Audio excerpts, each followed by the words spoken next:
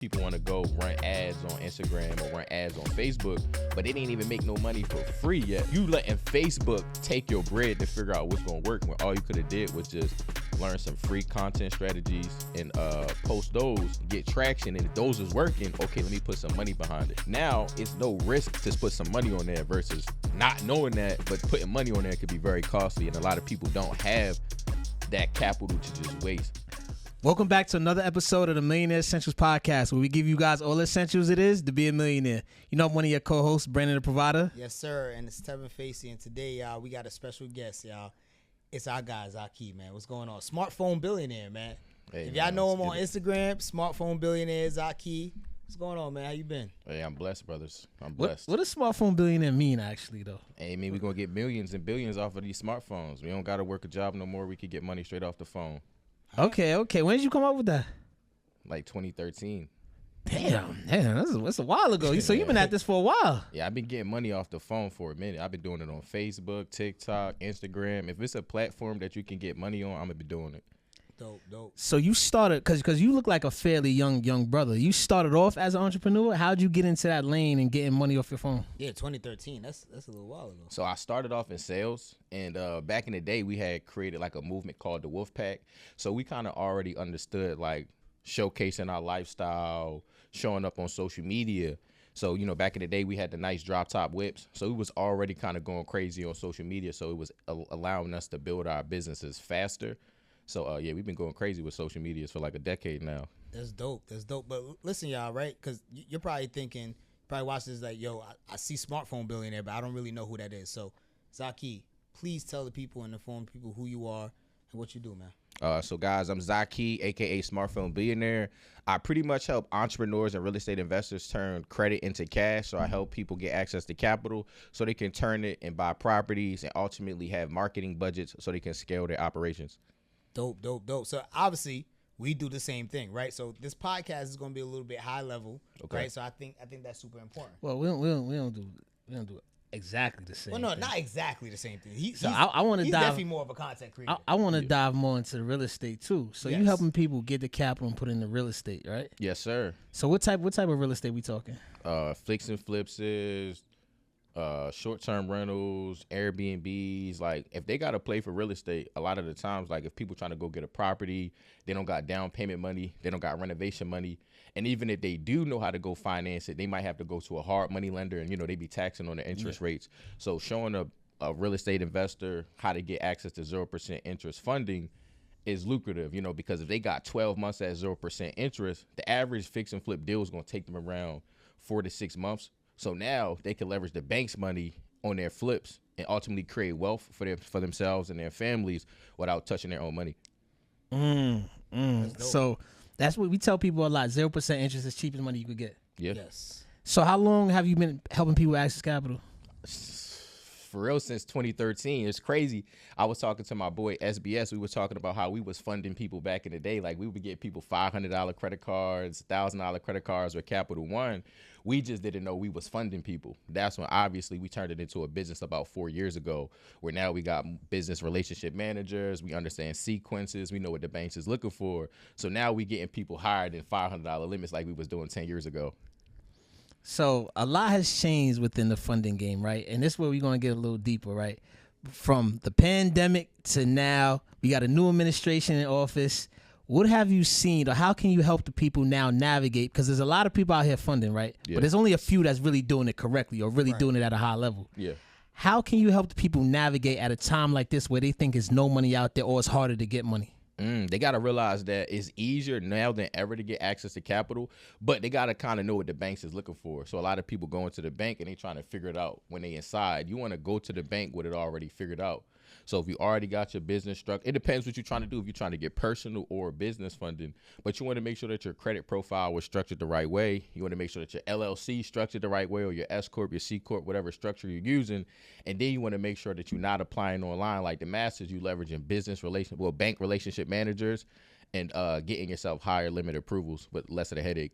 Okay, that's dope. So with that being said, right, obviously Smartphone Billionaire, you've been doing this for a little bit, and the content creation behind it, of understanding how to relay your message out there, right? Because like Brandon said, there's a lot of them out there. So how are you relaying your message now so that people can kind of understand who you are? You've been doing this for 2013. Yeah. So now it's your messaging to help them understand who you are. So how are you doing that now? Honestly, I post a lot of content, but more importantly, I know you guys say y'all do funding. A lot of people probably got funding companies who watch our audience. Yes. And what I realized is people who run funding companies, they don't have a specific target audience. Mm-hmm. So y'all ask me who I help. I say real estate investors. But if you ask a traditional funder who they help, they say anybody who can, who's eligible.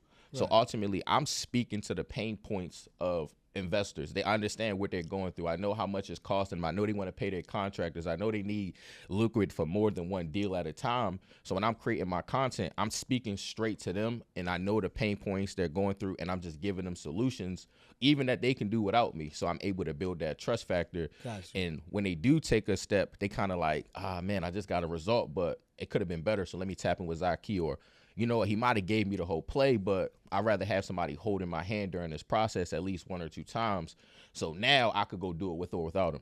Gotcha. Yeah, and that's dope, right? That know, like, and trust factor is super important, and also your messaging. That's something that you just said, which is really important. If you don't have the right messaging, then you're going to be targeting the wrong people. Facts. So definitely having the right messaging, whether you're an entrepreneur, business owner, or in any industry, you have to have that right messaging and that know, like, and trust factor so that your business can grow and expand beyond that. Yeah, facts. Do you think interest rates really matter when it comes to funding? Nah. If you a hustler, bro, you going to figure it out. Like, if I sell you $100, but it's going to cost you $10, but you don't got $10, you borrow it from your boy right here, and he say, yo, I need back 20, you can still profit off of that deal. You still going to make $80, even though you getting charged 100% interest. So it's just realizing what deals can you still make money on, or what deals are bad deals, no matter if it's good interest or bad interest. So people just gotta know how to make money, basically. Facts, bro. So that and that's a good point you said, because a lot of people always pay attention like interest rates, which to a certain point, depending on your field, it may matter, but the bottom line, what you get at the end of the month, at the end of the year, is what matters. Facts. So are you helping people actually make some money? Are you getting them in deals? Like, what's kind of your model? So yeah, and part of my mentorship, it comes with a real estate coach. So I focus on kind of like getting the people the capital, making sure their stuff is structured. And even though I do real estate, I wouldn't consider myself an expert. So I'd rather put them in a position to get the best information. I'm just what you call an executor. I'm an execute. You give me one piece of information, I'm gonna execute that piece of information. But that don't mean I should start teaching it. So just because I got property, just because I got event spaces, don't mean I should teach you how to do real estate. So what I did is I partnered up with a general contractor, somebody that's already licensed in a certain state, to do deals, to help people with fix and flips, and they're inside of my community. So if they got a deal that they're interested in with the capital that I got them, now it's like, all right, I got the capital. Could you help me find a deal? So we already, we got the program for them to do that. And that's super important. You said that, right? It is that part of when social media people, they learn something, now they want to become the coach. They want to become the expert. They want to be the expert. As soon as they learn something, hey, y'all, listen, go buy my course. I got the business blueprint on how you can make 6 figures, but yet they haven't made 6 figures inside of that business. They just made probably 6 figures in selling what that business can do. And I think that's super important now, especially in this space. And that's why I asked you about your content, because your content and understanding what messaging you're putting out there is really starting to be prevalent, especially nowadays, right? People are getting sued off of these things. So I think it's super important that our messaging it has to be there, and us stating that we don't have the experience, right? Or I can bring somebody else that has more experience than I do, and I think that's super important. I think that's super integral of you to say that. Nah, facts, bro. I always feel like people learn the method today, they selling it tonight. So that's why everybody hate the internet. I was my first customer, so I fixed my credit first. I got myself funded first. I even set up my first LLCs incorrectly. My first LLC name was called Financial Gangster LLC. Yeah, see, I already see where you messed up. I went to Navy Fed trying to open a bank account. They called the security on me. They like, no, you got to get up out of here. Oh, yeah, of course. No, they definitely thought you was, not thought, you was from the hood. Nah, facts. So I learned from trial and error, so I didn't just get a result today and start selling it tonight. So I tell people the first customer should be yourself, because if you can't help yourself, you shouldn't start helping other people. Right. Hey, what's going on? So if you're watching the episode of this podcast right now, I want to give you guys some games so you can get your first 6 figures in funding. So the first thing you want to do is make sure you got your LLC structured the right way. And 2 of the biggest mistakes that you guys make when setting up your business is you got an improper name and you got a bad address. So make sure when you're setting up your businesses, you can use the virtual address, but when you go to the bank account, you want to make sure that you're giving them your home address so you don't get restricted. Another thing you want to do is you want to go to bankbranchlocator.com so you can find all of the banks in your area that are offering 0% interest funding so that you can scale your business. So I'm going to be breaking down more plays just like this step by step on my free class this week. So if you guys want to learn how to get 6 figures in funding and make 6 figures helping business owners get access to capital, make sure you guys click the link in the description and I'll see you there. So how do you feel, now that you said that, how do you feel about people vetting mentors out? So if somebody want to come to you and say, I want you to be my mentor, or you about your mentors, how do you vet these people out? Because everybody's a mentor, everybody's an expert now. So it's a lot of cloudy and muddy water. How do people say, yo, this is the right guy for me? I tell you to spend time with them. Like, ask questions that you would ask them if you already paid them and see how they treat you before you spent money. A lot of these people online are super transactional. They don't even tell you their name unless you paid them something, right? So one of the things you can do is just ask them questions. Also, find out who have they already helped. You know, everybody got screenshots, but do they got anybody on video, not AI, on video vouching for them saying like, yo, Zakee, yo, this person really helped me out. They did this for me. They did that for me. When I first tapped in with them, I was at a level 1. Now I'm at a level 8. So if you're on the fence, you know, make sure you get off the fence. So like those things are able to help you. Also, you know, Google reviews, looking at people's comments, seeing if people are commenting, yo, I bought something from you, still haven't got it. Yo, I signed up for your service. You ain't been hitting me back. So like that kind of stuff could be a red flag that people ignore. And it just happened to me, right? I paid somebody for promo, right? But I already know people who paid this same person, but their promo didn't get fulfilled. So it was like already red flags. But what did I do? I said, forget all of the red flags. Let me go ahead and pay this person. And then ultimately it was bad business. It was the people not posting my stuff on time. And I had to keep going back and forth with them for them to finally do what they were supposed to do. So it's like if I would have just followed the blueprint I just gave them, I would have avoided wasting $2,500. So why you paid him? So why you paid him? Hey, he executed. No, I'm gonna tell you why he executing. paid him. No, I'm gonna tell you why he paid him. And this is what we're gonna get into too. Marketing. Yeah. The guy probably marketed the hell out of it. He was like, you know what? Let me try it. So that is an essential part of a business. We talk about a lot, marketing. Exactly. One of the things you're great at is marketing. One of the fears people have out here is you market so good, it gotta be a scam. Yeah. So if one of your mentees or somebody that's interested in saying, I want to tap into Zakee, but I want to know how to market as good as he does. Are you helping people blow their social media up, market themselves, and make some cash flow? Oh, absolutely. I teach people literally how to be a better version of me. So I teach them everything I wish I would have known at the beginning. So how to set up the business the right way, how to market yourself so that you can attract clients for free. Because a lot of people want to go run ads on Instagram or run ads on Facebook, but they didn't even make no money for free yet. So now you just you letting Facebook take your bread to figure out what's going to work when all you could have did was just learn some free content strategies and post those, get traction. And if those is working, okay, let me put some money behind it. Because that's how all my ads is. I post it for free. If you get a lot of traction and get a lot of traffic, okay, I'm about to put some money on this joint because now I know that this is a piece of content that already worked on the platform. It's already been proven to get comments. It's already been proven to get leads. Now it's no risk to put some money on there versus not knowing that, but putting money on there could be very costly. And a lot of people don't have that capital to just waste. That's why a lot of people think like ads is a scam or agencies are a scam, is because you paying somebody to figure it out with your bread instead of already coming to the blueprint, or already coming to the table with an idea what's already working. Yeah, and I mean that's prevalent now, right? A lot of people, they just want to go out there and, you know, get funding and like, yo, if I got the funding, now I'm gonna make money. Now you got to make money before you get the funding, so that you can understand what the business does, how it works, how much money you can actually make, and if you can actually pay that funding back. Yeah, I feel like that a lot of time gets lost. Yeah, but take me back to the time, right? Because you said you started in 2013. Yeah. So take me back to that time. Like how was it then compared to now, right? Because I know obviously now is a different animal because social media is so big now compared to back then. Like, because you've been in the social media then and now? How is it different now? I would say it's more people involved, and it's kind of like more people are afraid to get started with what they have because there's so many people like got the Lambos. And they you're got talking the about now. Yeah, now versus then it wasn't all of that pressure on us because it was new. So like I think Instagram was like 2011. We was on there as soon as it popped off, and all you needed to do was just post, like because most people just had accounts, but they wasn't posting. Right. So like just understanding. You could get rich with popcorn ceilings. You could get rich without designer clothes because you got a message that people want to hear.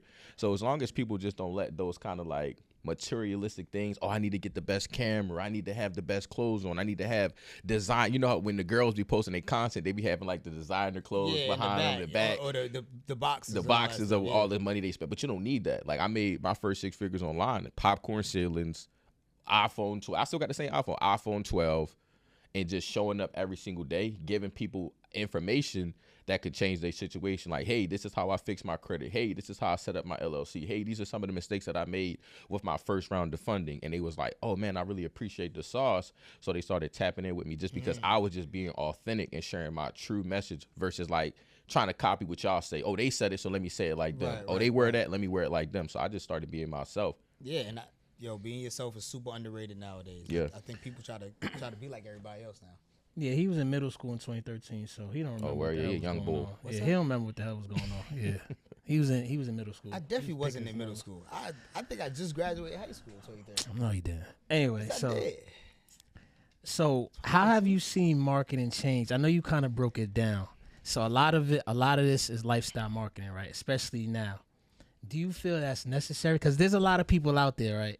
Especially people that's grinding on to come up and they're like, yo, I can't do no lifestyle marketing. I can't show I got a watch. I can't show I got some cars. How do I get people to tap in? So for somebody like that, how do they market themselves to compete with a Zakee, to compete with all these guys? That's a great question. And I tell people all of the time, like, just get started with what you got. You don't need fancy stuff because you're the fancy thing. Like, people want to work with you, not me, because of your story. So if they hear your story and they can resonate with it, they're going to shop with you. If they hear my story and they're like, I don't know, bro saying that he used to do DoorDash. I ain't do DoorDash before. You saying, what you did before you had your business? Tevin did OnlyFans. Yeah. I mean, I work. OnlyFans wasn't even around then. I work for MTA. You from New York, right? Yeah, I was born in the Bronx. Yeah, you a little. Yeah. He say you from New York, but. But we gonna ask that question. All my family say I'm country though. They like, oh, you do sound definitely country now for sure. Ain't no going back now. You ain't from New York though. You just gotta let them know you from down south. You sound from down south? Nah, I'm not though, cause I move different. The people from down south, they got a different mindset than me. They move slower. Yeah, they move. So slower. don't say that. They gonna kill you. Don't say that. No, they gonna kill you. They move slower. They hate when people up here say that. Nah, they move slower. They move slower. And they don't know how to take adversity as well as we do. Like I was outside yesterday and I'm just like, damn, bro, it's literally trash next to me. Like it's trash next to me. And that's how we grew up. We grew up next to garbage. So it kind of just do something to you where it's like, man, like it put that dog in you. Like, you know what I'm saying? You grow up in a shicey environment like that where you go outside, it's trash. You go outside, it's crackheads. You go outside, it smell like piss. It just, and not to disrespect New York. I know y'all like, yo, it don't smell that bad. It definitely just wild out. No, but he got a point, bro. You go to the city. It's the truth. I ain't gonna lie. It's the truth. But I mean, yeah, it does. We have a different type of perseverance than definitely, I think a lot of the country for sure. And it's bad too because a lot of people in New York got limiting beliefs where they feel like New York is the best place in the world, even though they're experiencing New York at such a bad level.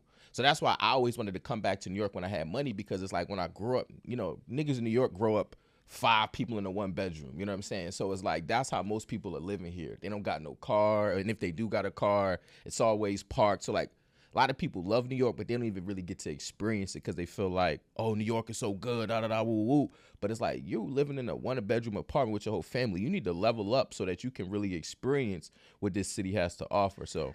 I'm gonna say something a little different. What I realized outside of the big cities, and I learned this, in my opinion, because they say New York has the most opportunity. I believe it's the other way around. Yeah. Because I believe if you already have a mindset and you go to a lot of these cities and towns down south, you can make way more money if you have the hustler mindset. It's actually harder in New York Yeah. Super. So if you have a hustler mindset, because that's when I realized down south, I used to think they all broke. I started going down south and see how much money a lot of these people getting because they know how to hustle, and it's a little bit easier because it's not as much competition in a lot of places, and you're able to get things cheaper. So once you're able to really hustle in a lot of these down south states, they getting a lot more money. Yeah, facts. Yeah, that's because why you become a big fish. He want to be Atlanta B. You wanna go to Atlanta's New York now. He I'm wanna talking go to about the smaller towns. Atlanta, Miami. So all right. So better question. Would you go to a smaller town right now? Yeah, absolutely. I would. Now, when you started your business, would you have gone to a smaller No, because I didn't see the same opportunities. Okay. And I think sometimes that happens. I think for a lot of people that they don't understand, they don't see the opportunity. That's why I said if you had the mindset already. Yeah, If but you had the mindset, mindset already. you started No. entrepreneurship. No. The mindset and know what to do with it is two different things. Okay. It's two different things. Yes, you're right. You're right. You know what I'm saying? Yeah, no, you're right. So matter of fact, you moved out of New York City, right? So let's talk about that. How was your transition to where you live at now? Where you from? I'm in Florida, Jacksonville. Are you in Jacksonville? That's where you've been the whole time? No, I've been there for 2 years. Okay. How do you like Jacksonville? It's trash. He just got straight to it, boy. He said, "Yeah, nah, it's over. I don't even like Ain't it." nothing out there? Now I moved there from Venice Beach, Cali, so it's like Yeah, so, yeah, so nah, much you can't to even do out there. compare You can't even compare you the can't do two. that. You can't do that. Oh, you bro. moved there because it's cheap then. That's Yeah, that's Nah, what I had moved to be close to my family, so I was already like I was on the West Coast. My family was on the East Coast. So I'm like, you know what? Let me get back. Let me get back to being around, the fam. Got you.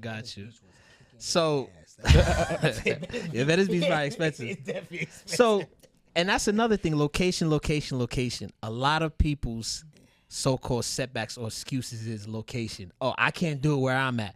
I gotta move. But I feel it is the mindset because when you go to another place, if you have that same mindset, you can't grind. It's gonna be the same thing. Yeah. How do you feel about that? Do you feel people should go to a new place and get a reset, or should they stay home, grind, and then go?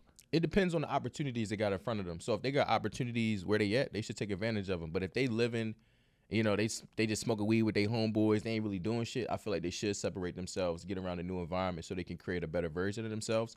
But a lot of people don't gotta move to level up. They just gotta, change what they doing every day. Because if you're not, if you're not in a position where you can make 10, 20, 30, 40,000 a month, it's not really because of where you at. It's because of what you're doing.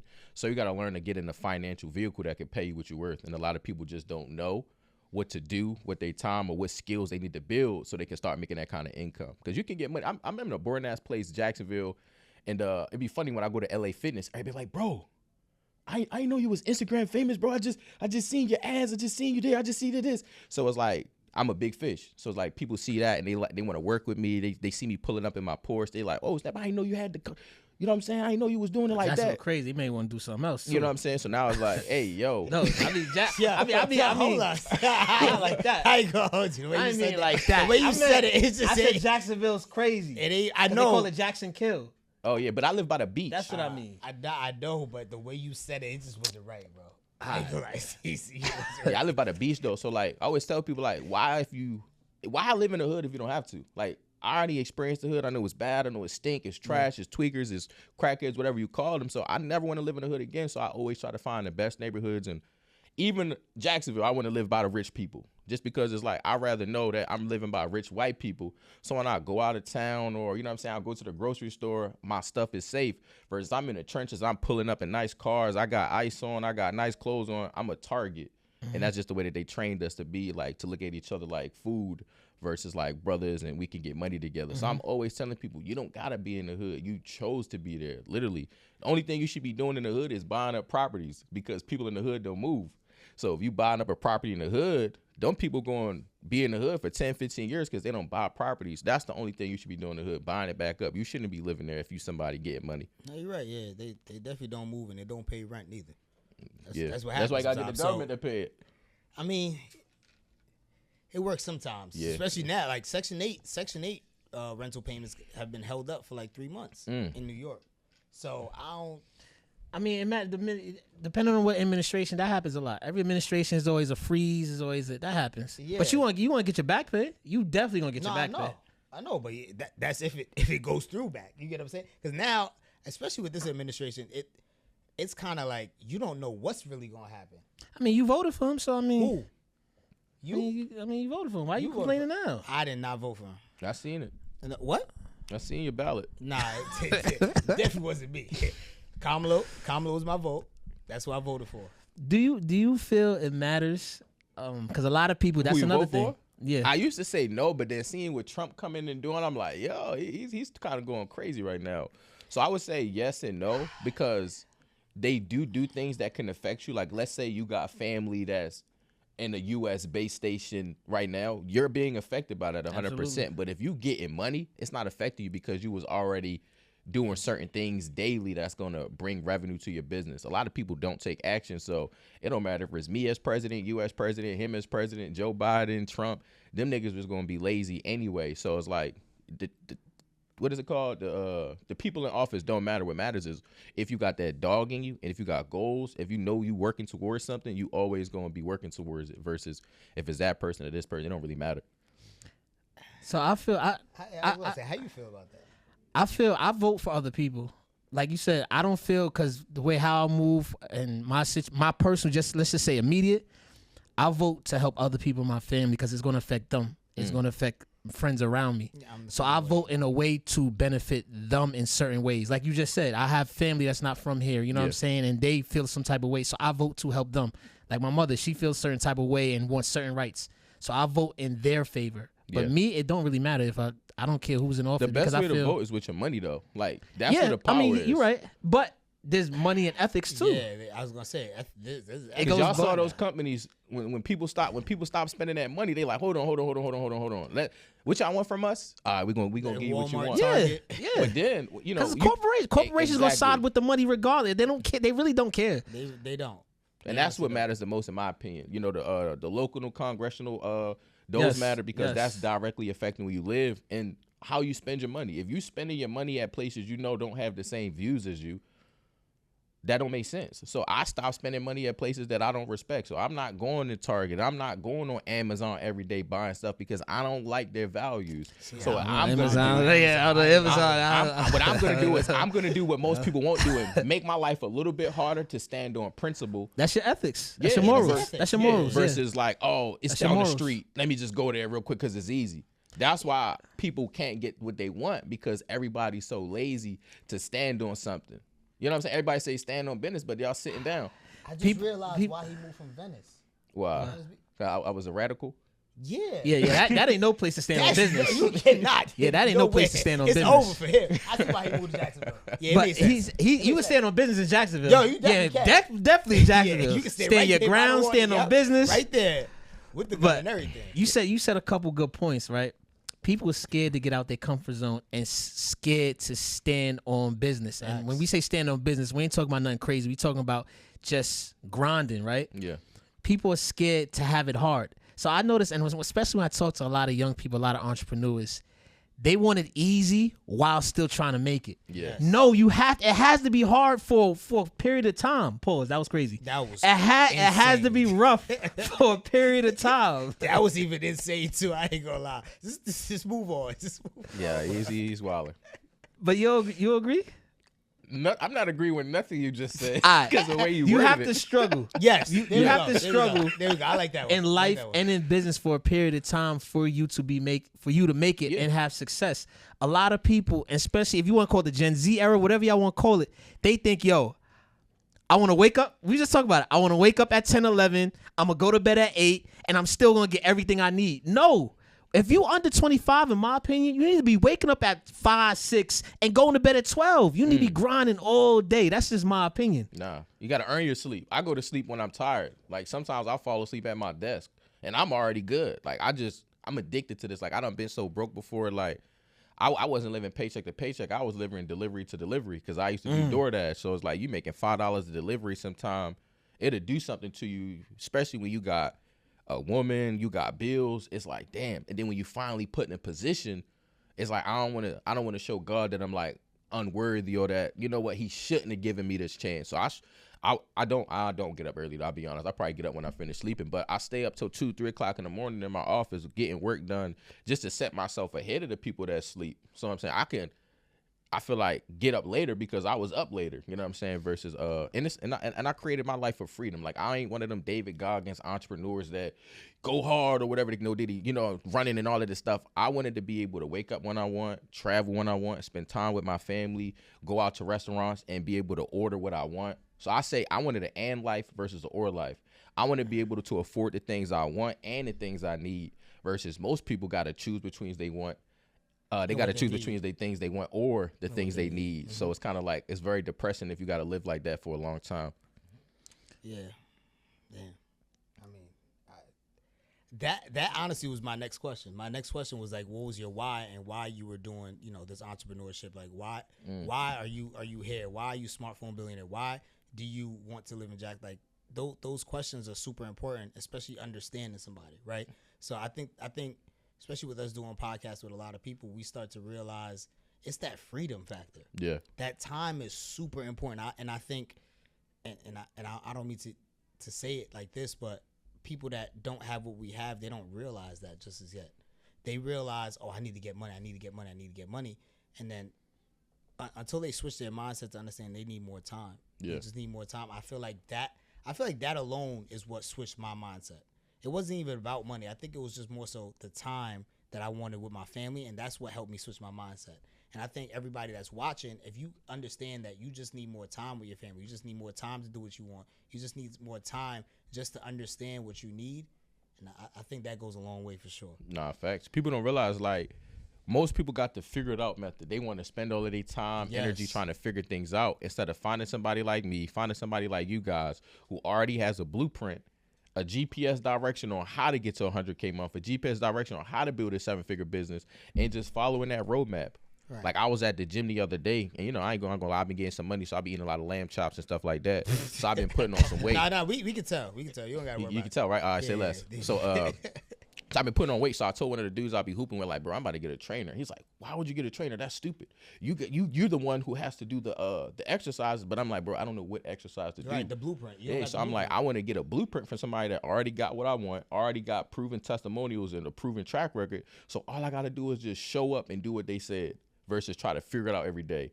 And they were making fun of me. They was like, well, did somebody teach you how to make money too? And I'm like, yeah, bro, I paid a lot of money to learn this stuff. Like, you think I just figured it out? Like, no, I don't want to spend my life struggling, figuring shit out when I could just pay you whatever you want and expedite my process. So I'm like, mentorship, people look at it like it's a scam, but it's really a scam for the person you're paying, because now if you pay me $10,000 so I could teach you how to run a 7-figure business, it took me years to do this. Right. Now I'm showing you the blueprint, and it could take you months, if not year, to do the same thing that took me a long time. All of the depression, all of the headaches, all of the money spent on shit that don't work. I'm giving you the formula so you can go ahead and get there faster and ultimately, save yourself the stress. Right. Nah, bro, we talk about this all the time. Mentorship.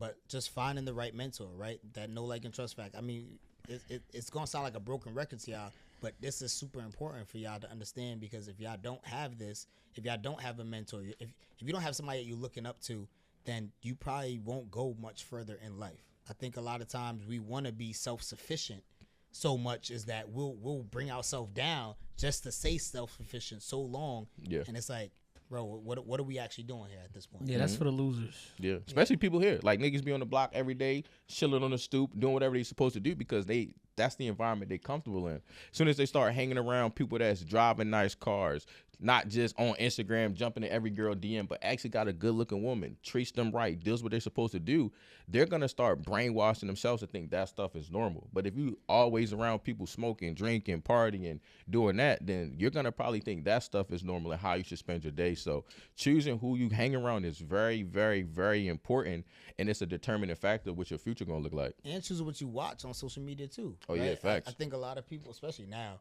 I mean, that's the era, the clickbait, the thirst traps, all that stuff is there, but you gotta be able to look past that. Nah, facts. If you can't look past that, that's where the filtering of information, you're gonna get the people that are scamming as you're doing that, right? Because now you're looking at the thirst trap girls and all that other stuff, but now the other people that you do want to start to learn. But now you're starting to see the people that are involved in that same world. Yeah. In that same world of thirst trap, of that same world of going to the club, strip club, stuff like that.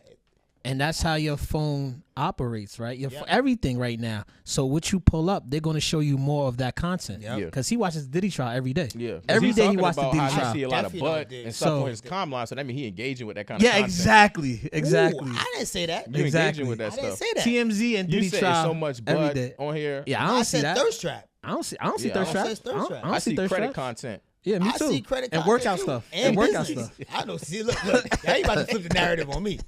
Y'all ain't about to do it. So let's get back to some money, right? Let's get back to some money because we talk about how important mentorship is. We talk about how important coaches in every aspect. So what you're doing with your program, how much money are we able to make, right? Let's talk about that. Are you an action taker? Absolutely. Then you make a lot of money. The problem with it is not the sauce, it's the person. Like I could teach a person exactly what I'm doing, but they won't do shit with it. So if they got a dog in them, they know how to follow the blueprint. They can make 7 figures, 100K months plus. But if they overthink, if they got analysis paralysis, if they got imposter syndrome, they're not going to do nothing with the information. Even if it came from Barack Obama, they're not going to follow it. So just making sure that it's the right kind of person determines the results they're going to get. So if they somebody, like I said, that's going to take the action, follow the, look, I tell a person, go to this bank, say this to them, and they do exactly that versus you'll tell a person, look, I need you to put this on there. I need you to do that. They're like, I don't know about that. That sounds a little risky. That sounds a little crazy, but it's like, you paid me so that you can get led in the right direction, but now you telling me you already know what to do. So as long as somebody coachable, they can make a lot of money. So, go ahead. And I think people are not are setting themselves up for failure because they'll say, Zakee, I'm going to give you this X amount of money for you to coach me, be my mentor. They're ready for that, but they're not ready to set their lives up to take action. Like, yo, I work 8 hours a day. When are you setting time aside to tap into the course of the program? When you set time aside to after you tap in to execute? Exactly. So when we tap into Zakee, we tap into your program, what's the time frame? Like, how much time or how long is the program? Take us through the steps of the program so somebody can say, all right, this is what I need to execute. This is the amount of time I need to set a day. These are the classes I got to take. What's the course of the program? So the program's a 6-month program. So I'm going to work with you for 6 months. My goal in that program is to help you create a 6-figure business within those 6 months. So I tell people, you got an hour to 2 hours a day, which you already been, messing off on Netflix. Some people don't realize they got a part-time job just being in their car getting to work. What if you turn that commute into when you can be making your phone calls, when you can be running your business, so that now you're not wasting time. Like I tell people all of the time, like, yo, before you get in your car, post a piece of content. Before you drive off from work, post a piece of content. It's just, are they going to do it? Or are they just going to be eager to get home, drink a beer, and, take a load off? Yeah, no. So I think with mentorship, right? And that's super important because that little bit of time, people need that. Especially with them watching Netflix and stuff like that. But that commute, that was super important. I used to do that when I was going to work. I used to listen to different podcasts. I used to listen to different courses that I bought to get to where I'm at now. Where you're at now, right? So you say you have mentors. Yeah. How did you choose those mentors? Because this goes into play with what you're saying, right? About your mentorship. But how did you choose your mentor so that somebody can understand how to choose you? I've had, and this is what I want you all to do. Is like when you're looking for mentorship, you want to ask this question here: have you helped anybody that looked like me? And a lot of the times, people aren't gonna say, yeah, they're gonna say, well, I work with somebody that kind of looks like you, kind of sounds like you, kind of does what you do. At that point, I'm not spending no money with you because you're taking a risk with my money. No, so I want to make sure that they've help somebody who got hand tattoos. They help somebody who got braids. They help somebody who talks like I talk, who has like an urban vernacular. So if they could show me that, I'm willing to take the chance because it's not really a chance anymore. It's just if I'm going to do what they say. But that's what I want to see. I want to see that they haven't just helped, somebody who's a white collar person who always wears suits that does a specific industry. So if they could show me that they've helped people that look like me, I'm going to be willing to spend my money. Yeah, I could definitely tell he was in California and then moved back to Florida. Like the way he switched up. Yeah.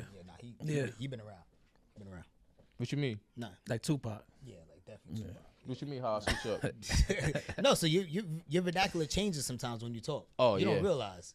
So I go from proper to like. Yeah, and then you go to like proper South. You go like proper South too. Nah, but I think that is important, right? Somebody who looks like you can teach you. I think that's. But you also want to learn from other people too, of course. Because you asked a question earlier, I forgot to touch it. You was like, "Do you feel like you need the designer clothes? Do you feel like you need the stuff?" And that's that. What happened? I said something crazy. Wow, stupid. Go ahead. But you said something. You said something earlier. You was like, "Do you feel like we need those nice things?" And that's a black problem. Because I've bought from white, mentorships and white programs, and I never see the white people or the Caucasian people flexing their watches, flexing their chains, flexing their lifestyle. What they do is they build businesses that have systems, KPIs, SOPs in place. So now they can have a freedom-based business. But with us, it's kind of like, we don't come for nothing. So we want to shag. We want to show people that we actually who we say we is, but I don't feel like that stuff is necessary, because if you go look at my gram, I don't show a lot of lifestyle. I don't show a lot of my family. I try to keep that stuff private. I just give people information that they need. You don't need to know what I got going on in my house. You don't need to know how my girl look. You don't need to know what I'm eating for dinner. You don't need to know how much money I'm spending or even how much money I'm making.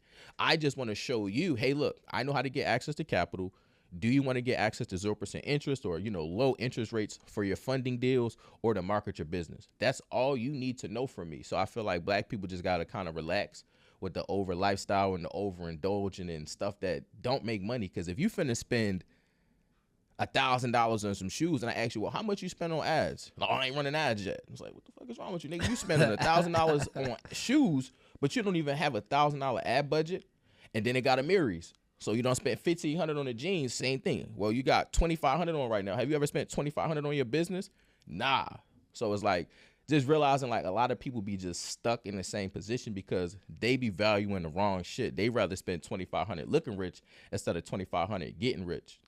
It's funny you said that, because a lot of people feel you got to be so open in social media and online nowadays, and saying you actually have a level of privacy where, you just want to push the business out there, push how you can help people, and want to keep your life kind of private. I ain't even telling nobody I'm here. I ain't telling niggas I'm in New York. Why would I do that? I got my family back home. I got my son home. I got my whips there. Why would I say, yo, I'm vulnerable, I'm in a new state?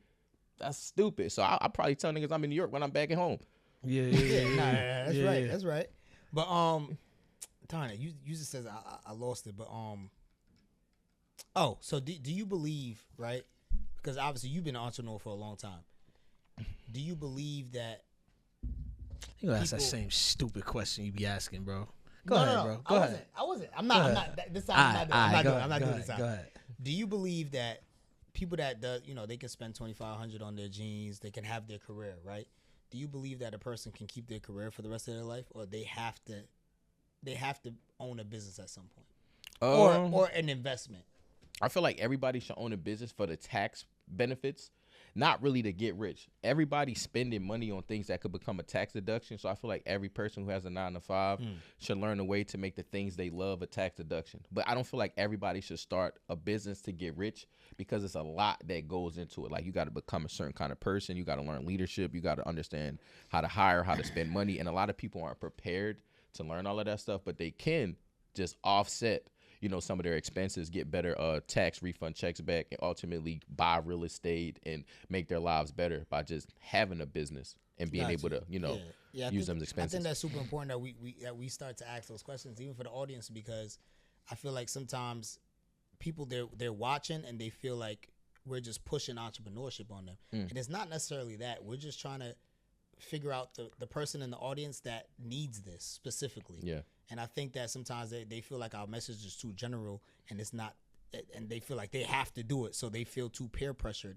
And sometimes that could be the right person, but just the wrong message at the time. Yeah, it's two ways to get rich. You can either be an investor or an entrepreneur. Some people just meant to be investors, where they take the money they're making at their 9-to-5 and invest into entrepreneurs And I say that who same are, thing. you know what I'm saying, got things going. And that's what one of my friends said. He said, why would I do it if you passionate about it? So if you passionate about gyms, but I got money, here, go start that gym. Let me get paid for every person you work out on. That don't. You can still have a 9-to-5 and do that. So I feel like as long as you understand that, you can always eat. Yeah, that's dope. The only pushback I'm gonna give on that, a little bit of pushback. I believe if you start something, I believe you should do it to 100% best of your ability, or do it as hard as you can. The reason why I'm saying that, the majority of people who start businesses or get into entrepreneurship, they fail because they half-ass it. Yeah. Because they're not going hard enough, because they think I'm just do it part-time. And that's why the majority fail. So I think if you are going to start a business or get into entrepreneurship or invest, take it 100%. Take it more serious than your 9 to 5. That's how I look at it. Yeah, you should. But I feel like you don't need to be as dedicated, because like if you're an investor, all you got to do is understand why you're investing, if this is a good deal, if there's a return. You don't have to be like sold to everything you're doing. Like I don't love real estate. I just like, I'm an investor in real estate deals. Why? Because I got capital. So I can invest in somebody that's super passionate about it. They know the numbers. They already did their little hard work. They just ain't had the funding. Why do I got to be as committed as them if I'm the resource? You know what I'm saying? So I look at it like, no, you don't have to be passionate about the investment, but be passionate about investing. Oh, yeah. What I mean by that, if you spend 8 hours a day on your job, don't be like, yo, I'm going to look at stocks for 30 minutes or an hour. Nah. Bro, spend 4 or 5 hours studying stocks. That's how I look at it. Nah, 100%. That's how I look at it. Yeah, they got to take it serious. They got to. I'm not telling nobody to invest before y'all learn how. Like, don't just take your savings and just give it to me, but do some research. Like, why are you giving it to me? Like, did you research the industry? Did you research the model? Did you research my system? Is this something that you've already done your homework on? And if that's the case, spend the money. But if not, what's your plan, right? I think obviously all of the research is there, but what is your actual plan? Like, what do you want to do? What is your next move? Like, what do you want to accomplish? What is your actual overall long-term goal in this?